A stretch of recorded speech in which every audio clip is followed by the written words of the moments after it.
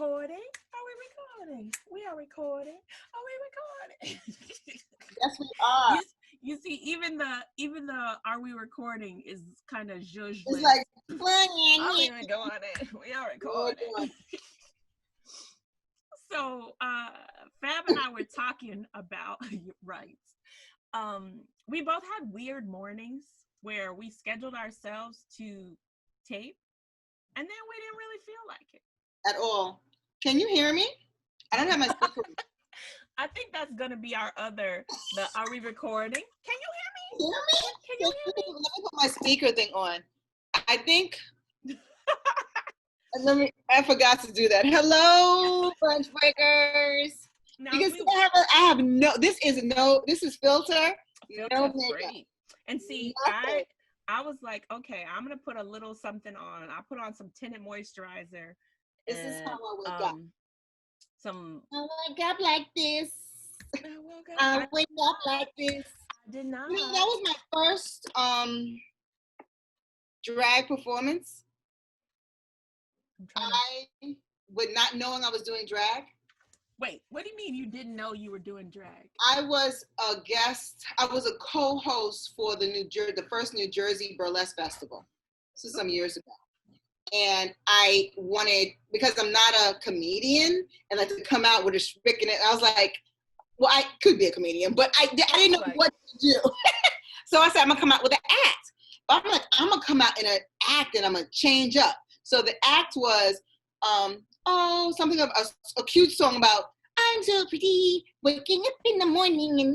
So I had like rollers in my hair, have I seen this one? A thing. I never made it into an act. It was the beginning of that for the festival.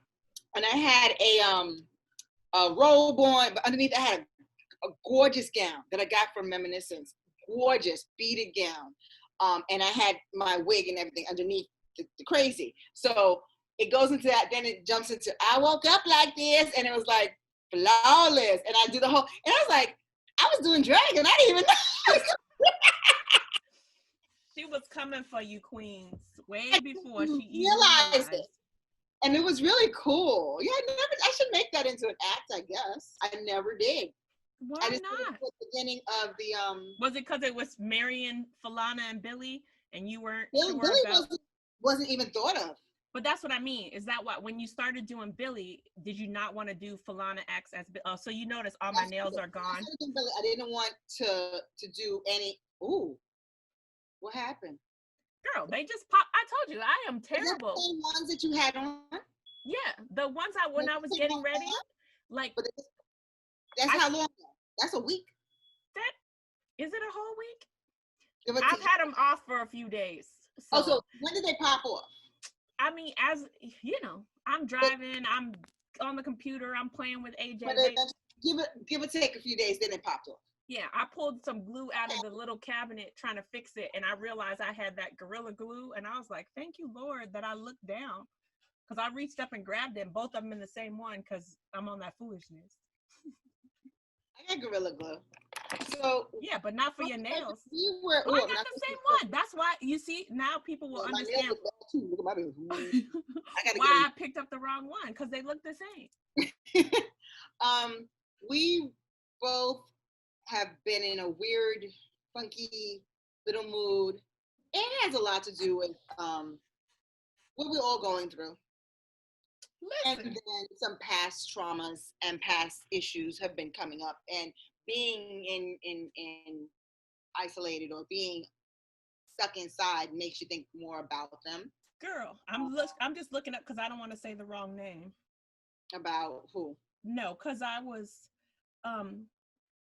like this. Let me see. Yeah, the Casey Goodson. Mm-hmm. He was coming home from the dentist and got murdered by the I guess it was sheriff's deputy or the marshals. I'm not sure exactly. A couple of days ago, but that was the thing, because that's what I didn't even hear that one. because today's Thursday. So I went to counseling this morning, and she was like, how are you doing today? And I was like, it's so funny that it's so ingrained in me to respond good without like taking a full evaluation of how I'm actually doing, that instinctively I answer good before I even process the question, because we're so used to people just asking it like as a platitude. And I was like, it's weird, because I said, I feel kind of icky today. I'm going to turn this light off because I was showing you and I forgot to turn it off. Okay. I still have mine on. I don't know if it makes a difference or not. Well, I just realized how much of a difference it makes. Like, dang, that light was doing stuff I didn't even know. Light was doing stuff, boo. But he went to the dentist and stopped at Subway on the way home and got murdered. Fell into his house in front of his grandma and some toddlers. Well, why did he get murdered? Why they followed him? No reason, yeah. And so they gave like conflicting reports about what he was doing or whatever. And he wasn't the person, like I think it was a fugitive task force. He wasn't the person they were looking for. He wasn't the person of interest. No, he didn't do anything wrong. And they were like, oh, he had a gun, but he lives in an open carry state. So like he's legally allowed to have a gun. And it was just like the conjunction of having a gun and being Black at the same time is just traumatically dangerous. And I was just telling her that that it's say what? Go ahead, baby. No, finish. Put it. No, I was just saying that like that was messing with me like today, because I was like, it's such a weird thing, because like on the surface, people who are not Black may think, well, what does that have to do with you? But it's like it affects us. It affects us. We're Black. Because it's another thing you're not allowed to be Black and do. Now you can't be Black and go to the dentist. I'm gonna tell you something else, and it's funny how you said how you feel a certain way. So last night I was going to my show, and I was on the PATH train. So I got on the train, and it was I don't know if the person was homeless or what, but he was further down. There was another guy standing in next to him. So I don't know if they were together or whatever. So the one that was standing up had a mask on, but he was standing at the door like that. And I'm from New York, so I see all that all the time. I pay it really no mind. But now because of COVID, you got to pay a little bit more mind to it. So I was on the train. There was another lady, and it was a gentleman with his son. And the guy that was sitting down was screaming. I got on the train because I'm trying to have 2 stops, and he's screaming, oh! So it's obvious something's up. He's not getting up, but he's there screaming. The other guy's standing next to him, not moving. So I'm like, are they together? Whatever. Look kind of weird. But when I looked, I saw the guy that was screaming had no mask or nothing. And I'm like, I got to get out this car. So we got to the next. Your trip is like 5 minutes. And the guy with his son, we also whoop and left because he doesn't have anything on, right? So we just left that alone. Got into the other car. We all like, oh, got out of that. Nothing to it. The next stop was my stop. I got off, and I got off with the gentleman and his son. So we get off, and there happened to be cops standing on the thing when I got up. So the guy started screaming again in there, but he's on the train, and the door closes, and it's going. But obviously something is wrong. He needs help. He does need help. Did need help. Does or whatever. Yeah, did. Does this, did. Like if he's still walking around breathing, he's probably still got some issues. So. Yeah. So he's screaming. So then, but it was really loud. So the cops are like, what is that? Like, what's that? And the guy stopped. He said, oh, it's a man over there. And I said, yeah, he is a gentleman in there. He's screaming. He doesn't have a mask on. So like, okay, so anything, they'll probably radio to the next stop or whatever. And then I turned, and then I felt I shouldn't have said shit. Because that was a Black man. Yes, he needs help. Obviously, it's obvious, but I was like, what if they do something else? That's the first thing, and I'm the one who said, oh yeah, he has, and I didn't even, because I was just going on my way to work, I wasn't, and I was like, oh shit. And then I'm looking at the news last night, I'm like, seriously, I'm like, oh my God.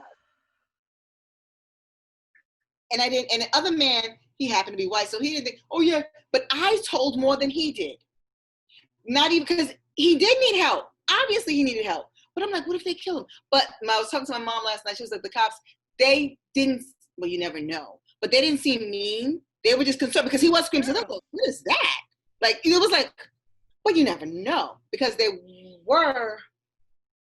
think they were all white too. And that's the scary thing. And that's what one of the things we were talking about in one therapy session, we were talking about love languages. And she was saying to me that as Black people, you almost have, and it's not even almost, you almost have this second layer of love language, of safety, of security, that in this body, in the skin, am I safe within the context of this relationship, in the skin that I'm in? Because it's like just being able to explain your situation and say, this is what just being able to explain like that moment of, oh my gosh, should I have said? I didn't. I said it, and I turned to go up the stairs. I'm leaving. I said, oh. So they're going to, like, automatically, they're going to do something to him. Yeah. Or they're going to call the other office at the next stop to say, and then all it just went all in my head. And it's just because of this. Yeah. That's what I was saying. And it was on a lighter note. I think I was telling you about this. I was editing at the computer and I was talking on the phone to my friend. And I've been having this weird, because it's Christmas time and AJ's old enough to understand, and she's obsessed with Frozen. And so I'm like, well, but for the most part, the female characters in Frozen, none of them look like, most of the characters in the Frozen movies don't look like us. They're not us. And so there's this conflict in me, like, I don't know how I feel about having 75 Elsa dolls in my house, because, like, baby, she don't look like you and she don't look like me, and I want you to know that you. So I'm having this internal conversation. That's an internal thing, but I feel I get it. But wait, let me tell you, because you know my baby. You know my baby. So I'm sitting on the phone talking, and that's been an internal struggle for me as we go into the Christmas time and trying to figure that out, and just some balance, because so many toys don't look like her, and it's much better for her now than it was when we were kids. Yeah. And so I'm sitting here editing and I'm talking on the phone, and I hear her playing with her toys, and she has Kristoff and Anna, and she's having a Black Lives Matter march with her toys. Exactly. They're going, Black Lives Matter. Yeah, because you're looking at that. They have to represent her. Human beings, and children don't see that. Not this children don't see, it's us. Yeah. You know? And at the time, yeah, Frozen, this girl, Sloan was the same way. Because I think Frozen came out the first one. And she had the hat with a long blonde. Because that's what she keep asking me about. Can she have a pony like from Frozen? Yeah, and she if had a braid. Can she have a braid like Elsa and Anna? Yeah, it was a hat. There was a long blonde, and I was like, girl, but she was wearing that hat. And they're children, you know, and that they're innocent, and they know right from wrong. They know what's good. She's out there going Black Lives Matter with them, like they're getting them unity. That's what my therapist was like. Look at Kristoff and Anna being allies. Yeah, the same. She was like, look at that. She made them some allies. So some co-conspirators, not allies, co-conspirators. Like, let's all get charged together. Oh, yeah.